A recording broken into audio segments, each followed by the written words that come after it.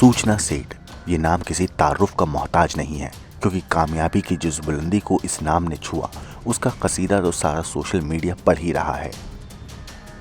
लेकिन इस वक्त ये नाम कसीदे के लिए नहीं पढ़ा जा रहा, बल्कि एक संगीन जुर्म के सिलसिले में इस नाम की चर्चा हिंदुस्तान के मीडिया में हो रही है।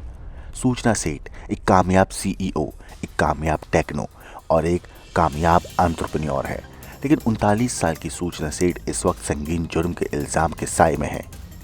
आरोप है कि सूचना सेठ ने खुद अपने ही हाथों से अपने 4 साल के बेटे का कत्ल किया और फिर उसे बैग में भरकर गोवा से कर्नाटक भागने की फिराक में पुलिस की गिरफ्त में आ गई।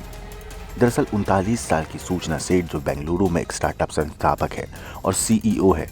सूचना सेठ को पुलिस ने गिरफ्तार किया है और उस पर आरोप है कि सोमवार को उत्तरी गोवा के कैंडोलिम में उसने एक सर्विस अपार्टमेंट में अपने 4 साल के बेटे की हत्या करने के बाद उसका शव एक बैग में रखकर वहां से कर्नाटक भाग गई थी।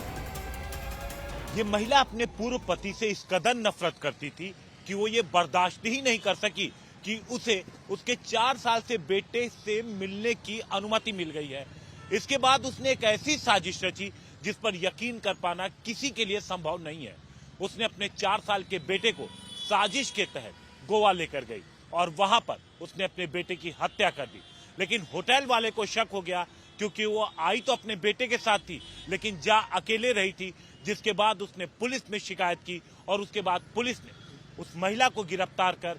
4 साल के उसके बेटे की लाश बरामद कर ली। मगर सवाल उठता है कि आखिर महिला ने अपने ही हाथों अपनी कोख को क्यों उजाड़ा और अपने 4 साल के मासूम बेटे को इतनी बेरहमी से मौत के घाट उतार दिया। तो इस मामले पर खुलासा हुआ है कि आरोपी महिला नहीं चाहती थी कि उसका पति उसके बेटे से मिल सके, इसलिए मुलाकात से ठीक 1 दिन पहले ही उसने अपने 4 साल के मासूम बेटे की हत्या कर दी। बताया जा रहा है कि महिला इसी बात को लेकर तनाव में थी कि उसका पति आने वाले रविवार को अपने बेटे से मिलने के लिए आएगा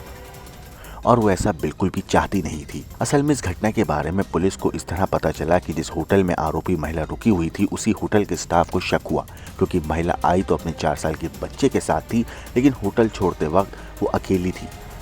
इसके बाद जब अगले दिन होटल स्टाफ कमरे की सफाई के लिए पहुंचा तो उन्हें कमरे में खून के धब्बे मिले, जिसके बाद होटल स्टाफ ने शक के आधार पर 112 पुलिस को कॉल किया,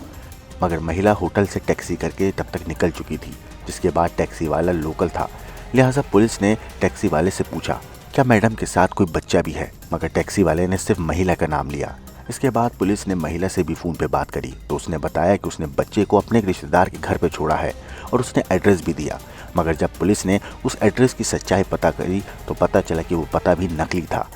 जिसके बाद पुलिस ने लोकल भाषा में टैक्सी ड्राइवर से बात करी और पास के ही पुलिस स्टेशन जाने के लिए कहा, और तब जाकर ये पूरा मामला दुनिया के सामने आ सका कि कैसे एक 4 साल के बच्चे को एक मां ने अपने हाथों से मौत की नींद सुला दिया। ब्यूरो रिपोर्ट, क्राइम तक।